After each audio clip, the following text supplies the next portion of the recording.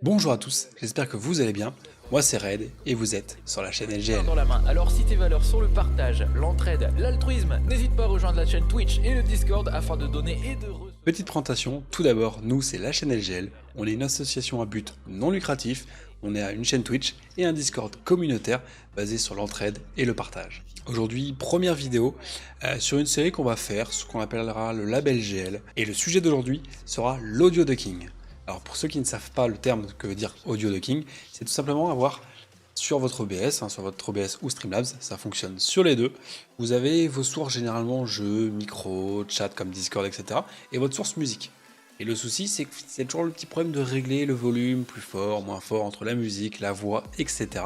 Le principe de audio ducking, c'est de faire en sorte que la source musique, Spotify, tout ce que vous pouvez avoir, Amazon Music, etc., va baisser en fonction d'un réglage que vous allez faire par rapport au niveau de la voix, du jeu et de tout ce que vous allez pouvoir régler. D'accord? Donc c'est ce qu'on va voir aujourd'hui. On va le voir en 3 étapes. La première, un indispensable à installer pour ceux qui n'ont pas de table de mixage. Ensuite, le réglage pour ceux qui ne sont sans table de mixage.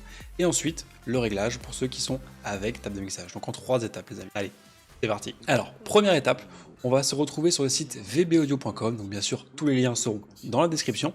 Et on va venir télécharger ce logiciel qui s'appelle ici VB Cable Virtual Audio Device. Donc on télécharge la version Windows. C'est un fichier, un format zip, donc on va l'ouvrir, le télécharger, on va l'installer, cette partie-là classique.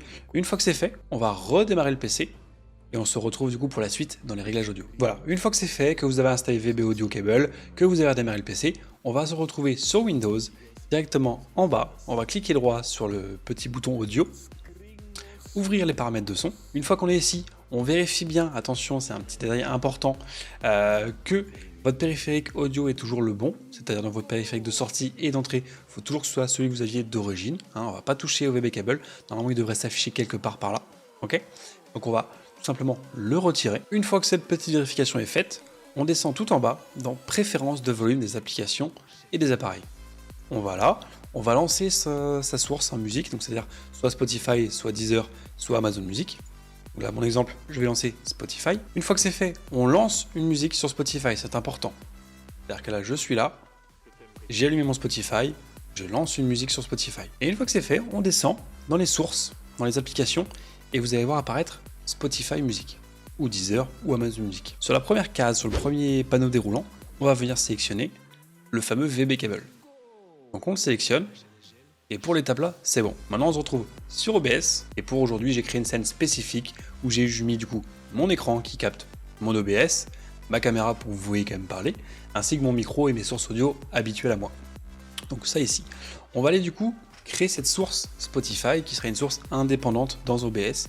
Ça marche exactement pareil sur Streamlabs, encore une fois je le répète. Et du coup maintenant, on va aller créer la source qui correspond du coup à notre lecteur de musique, Spotify, Amazon Music, ou Deezer. Donc on va aller ici, créer une nouvelle source, capture d'audio de sortie, on va le nommer par exemple musique, et donc maintenant que notre source audio est créée, on va aller rajouter un filtre sur la source que vous voulez baisser. Moi dans mon exemple, c'est la musique. Ça pourrait être l'audio du bureau, ça pourrait être un jeu, ça pourrait être ce que vous voulez. Donc là, moi je vais aller sur musique, clic droit, filtre, on va rajouter un filtre compresseur, mais pour pas se tromper du coup, pensez bien à le renommer en audio ducking. Voilà, une fois qu'on est ici, sur le compresseur qu'on a créé, qu'on a appelé audio ducking, vous avez du coup plusieurs réglages. Ratio, seuil, attaque, relâchement, gain en sortie et source pour le ducking.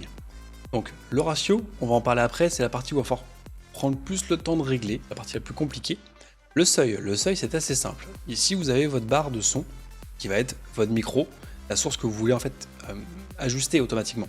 C'est-à-dire que si j'ai mon micro qui atteint ici les moins 18 décibels, et bien à ce moment-là, l'audio ducking va s'activer et va automatiquement baisser la musique sur le live. Moi en l'occurrence, donc c'est mon audience mix, c'est ma table de mixage. Ma table de mixage, là quand je parle effectivement, on est à moins 20 à peu près par là. Mais je sais que par contre, mon jeu, je joue avec un jeu généralement pas trop fort pour les viewers, ce qui fait que généralement je me situe vers les moins 40. Donc dans mon cas de figure à moi, je vais tout simplement baisser vers moins 35, moins 40. On va se mettre à moins 35 pour l'exemple. Ensuite, l'attaque. Tout simplement, c'est le moment où l'audio ducking va s'activer. En combien de temps il va s'activer? Donc si je mets 500 plutôt que millisecondes, il va falloir attendre une demi-seconde pour que ça s'active. En l'occurrence, pas besoin. Donc on met directement sur 1 dans tous les cas. Le relâchement, c'est le temps que ça va mettre au moment où ma voix va redescendre sous le seuil qu'on a fixé, moi, moins 35 décibels, c'est le temps que ça va mettre à remonter progressivement. Moi personnellement, faites des tests, c'est toujours pareil, j'ai mis 1000 millisecondes, de façon à ce que vraiment ce soit progressif, que ça remonte, qu'au moment où ma voix descende sous les moins 35, que d'un seul coup, paf, ça remonte pas la musique d'un seul coup à fond. Le gain en sortie, pas la peine d'y toucher, sinon ça va augmenter, ça va fausser le son de votre source audio. Et enfin, le dernier filtre, le dernier passage qui est important, c'est la source que vous voulez relier à cet audio docking. Là, pour rappel, le filtre, on le fait sur la source musique pour baisser automatiquement le volume de la source musique. Mais on veut le baisser par rapport à quoi? Eh bien, par rapport au micro ou à ce que vous voulez, le jeu, etc. Bon, en l'occurrence, ma table de mixage.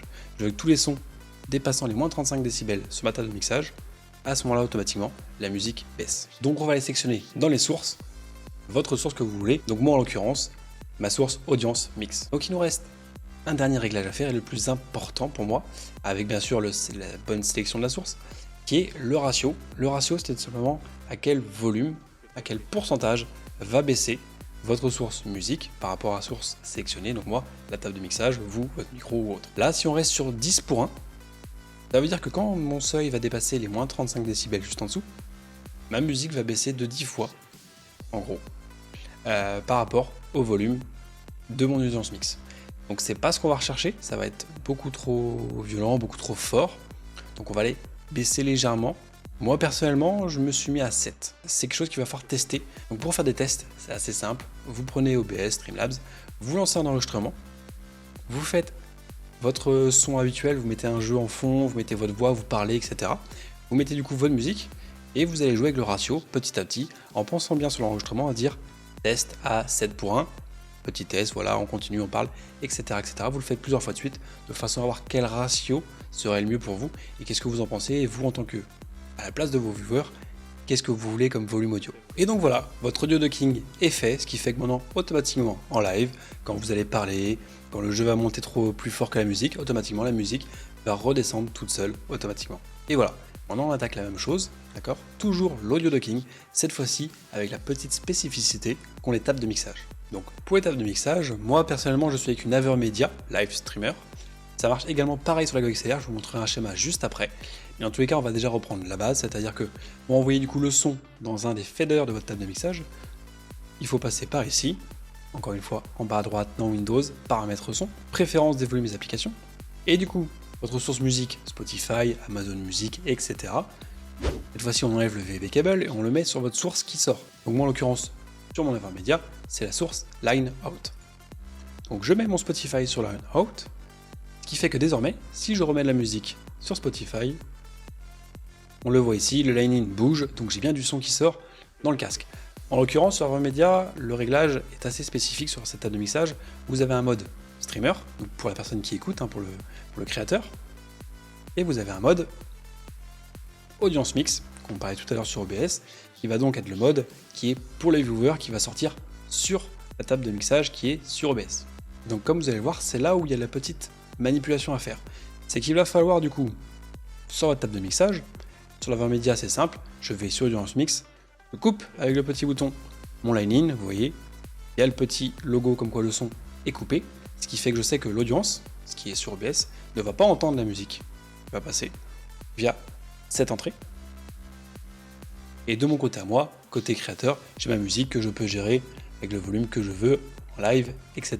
Pour la GoXLR, c'est exactement la même chose. Vous allez dans le menu de votre GoXLR, je vous mets un petit schéma juste au-dessus, vous allez dans la partie routing, et la partie du coup line-in, la partie où vous avez mis votre musique, vous cochez simplement headphone, donc votre retour à vos casques, vous décochez toutes les autres sources pour être sûr que dans votre source audio qui est sur OBS, il n'y ait pas ce son qui ressort en double.